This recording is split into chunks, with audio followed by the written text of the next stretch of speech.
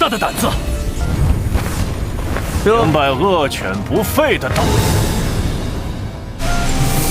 这位老龙华殿内。 Sepertinya malah harus menjerat Qinan di sisinya. Sementara senior Xiao, dia mengatakan bahwa Qinan, sepertinya nanti di kompetisi Wanxiang kamu pasti akan mendapatkan peringkat yang bagus.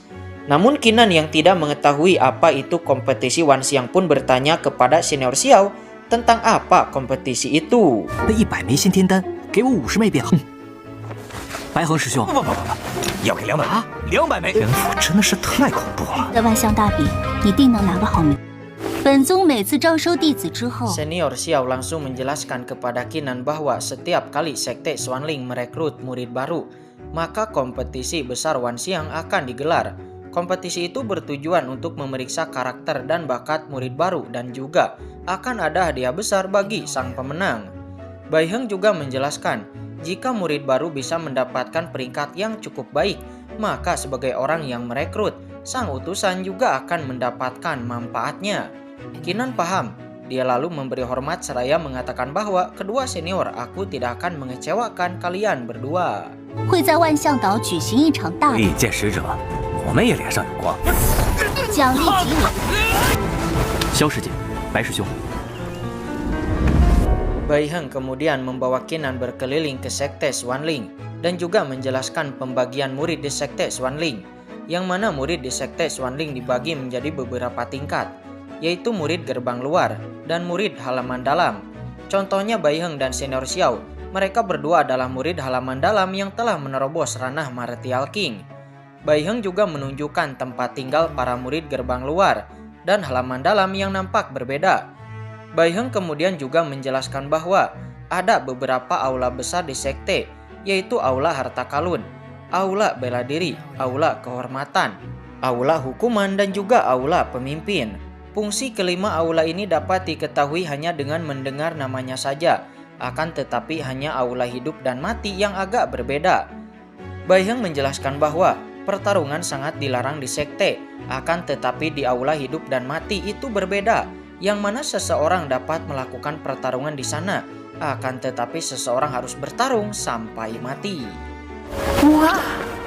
左右2峰居住的都是殿，分别是殿，还有掌教略有不同。有何不同？然你可能入围我修苏往那种地方站啊。 Beberapa saat kemudian Qinan dibawa oleh Nona Xiao Qingsui ke lapangan luar sekte Xuanling, yang mana di lapangan ini semua murid baru yang baru saja direkrut oleh sekte Xuanling dikumpulkan. Begitu sampai, Qinan langsung saja menyadari bahwa tingkat kultivasi para murid baru seperti dirinya ini tidaklah rendah. Senior Xiao mengingatkan persaingan di sekte Xuanling sangatlah ketat. Jadi kamu harus ingat apa yang aku katakan di rumah keluarga Qin sebelumnya. Qinan paham. Sebelum kemudian senior Xiao dan Qinan pun berjalan di antara kerumunan murid baru. Melihat Qinan berjalan dengan seorang wanita cantik, membuat para murid baru nampak tidak senang. Bisa-bisanya bocah seperti itu, tapi berjalan berdampingan dengan seorang wanita yang sangat cantik.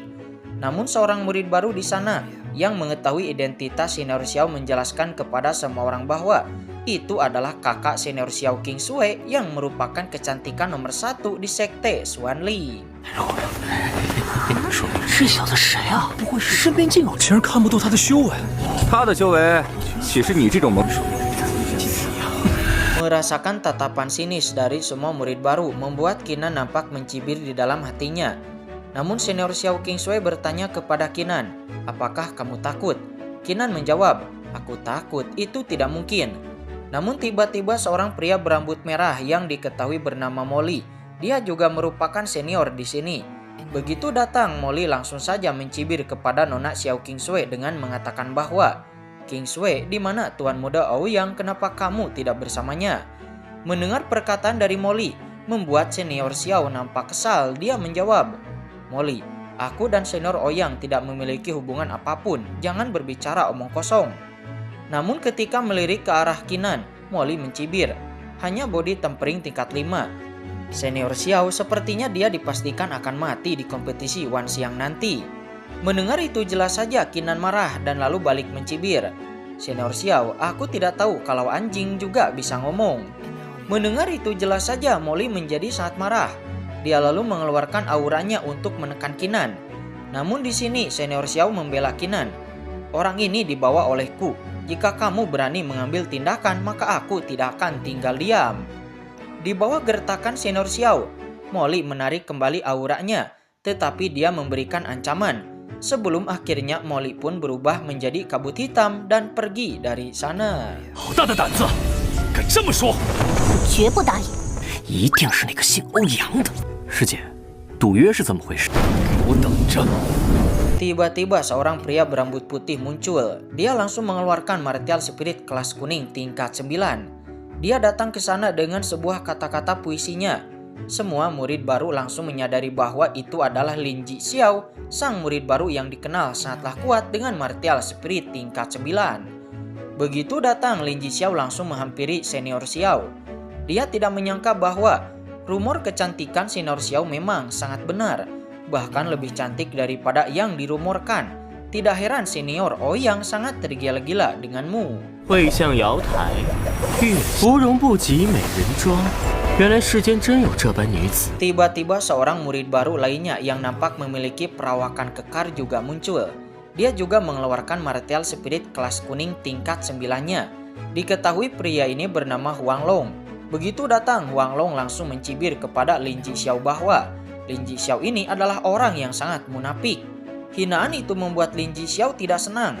Akan tetapi Huang Long kembali mengatakan, "Jika kamu Lin Ji Xiao tidak senang, aku siap bertarung denganmu kapan saja."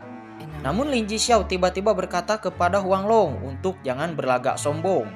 Karena di sini ada murid baru lainnya yang bahkan lebih mendominasi darimu. Orang itu adalah anak laki-laki ini. Anak ini bahkan tidak menempatkan Molly di matanya. Namun mendengar itu, tiba-tiba Huang Long tertawa. Dia berkata, "Bocah, aku sangat mengagumimu. Walaupun kamu hanyalah body tempering tingkat 5, tetapi kamu berani menentang Molly." Qinan menjawab, "Huang Long, aku juga sangat bangga kepadamu karena kamu berani mengekspos kemunafikan Lin Ji Xiao di depan umum." Di sini malah sepertinya Huang Long dan Qinan mulai berteman. Sementara Lin Ji Xiao, dia sepertinya menjadi semakin marah dan menaruh dendam terhadap Qinan. 铁气，我也很欣赏你。有意思了，今晚一块喝酒。小子，我们万象大比肩。秦师弟，你如你放心，一个林子霄。 Tiba-tiba seorang pria berjalan di udara dan muncul di hadapan semua murid baru. Diketahui orang ini ternyata adalah wakil master aula hukum.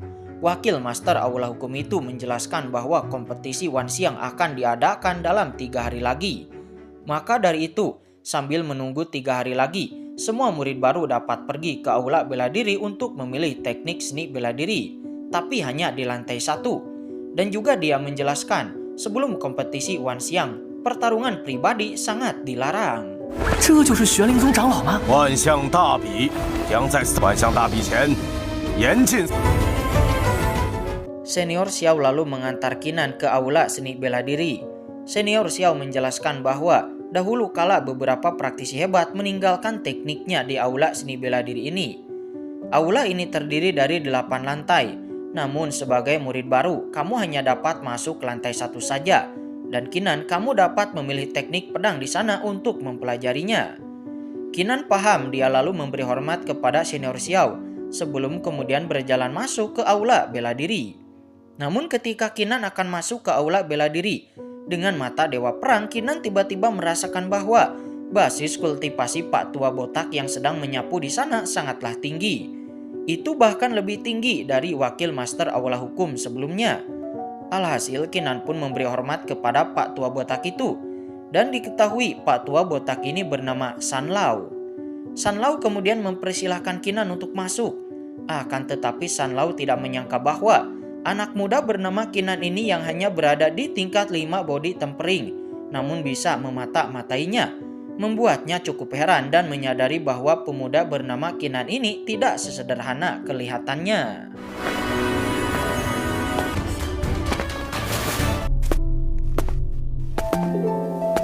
Begitu masuk lantai 1 aula bela diri, Qinan mendapati bahwa di lantai 1 ini saja sudah banyak teknik bela diri tingkat menengah. Lalu teknik rahasia macam apa yang akan ada di lantai kedua dan seterusnya. Namun untuk saat ini, Kinan tidak berpikir terlalu banyak. Sebelum kemudian Kinan mencari teknik seni bela diri yang dirinya perlukan. Akan tetapi di saat itu tiba-tiba Lin Jixiao dan dua wanitanya datang menghampiri Kinan. Mengingat perselisihan sebelumnya, tentu saja Lin Jixiao langsung memprovokasi Kinan. Kinan awalnya ingin mengabaikan Lin Jixiao dan akan pergi. Namun Lin Jixiao ini malah kembali memprovokasinya, sehingga membuat Kinan pun tidak tahan dan balik menghina Lin Jixiao. Sehingga Lin Jixiao sangat marah mendengar hinaan Kinan dan langsung saja dia ingin menyerang Kinan. Namun sebelum serangannya bisa dilepaskan, tiba-tiba 够的话就再说一遍。殿内禁止宣武。 Ya, tiba-tiba Pak Tua Botak alias San Lau tiba-tiba muncul di sana dan dia langsung saja menengahi mereka berdua. San Lau mengatakan, jika kalian berani membuat keributan di aula bela diri ini, maka kalian akan diusir paksa dari aula bela diri. Namun San Lau menjelaskan bahwa semua perselisihan yang terjadi di dalam aula bela diri dapat diselesaikan dengan pertarungan bela diri. Kinan bertanya, apa itu pertandingan bela diri? San Lau menjelaskan bahwa yang disebut pertandingan bela diri itu adalah menggunakan batu bulan samudra biru untuk bersaing dalam hal bakat bela diri. Di sini Lin Jixiao langsung saja menantang Kinan untuk melakukan pertandingan bela diri dengan dirinya. Tentu saja itu juga jika Kinan berani. Namun Lin Jixiao terlihat sangat percaya diri karena ternyata martial spirit Lin Jixiao tidak hanya bisa bertarung tetapi juga bisa meningkatkan bakat seni bela dirinya. Kinan langsung saja setuju untuk bertarung seni bela diri dengan Lin Jixiao. Akan tetapi Kinan menegaskan bahwa siapapun yang kalah maka tidak diperbolehkan lagi memasuki aula bela diri selama sisa hidupnya. 再敢喧闹，竹南海月牙石比拼。当然，我不会强迫你。好啊，谁输了就终生。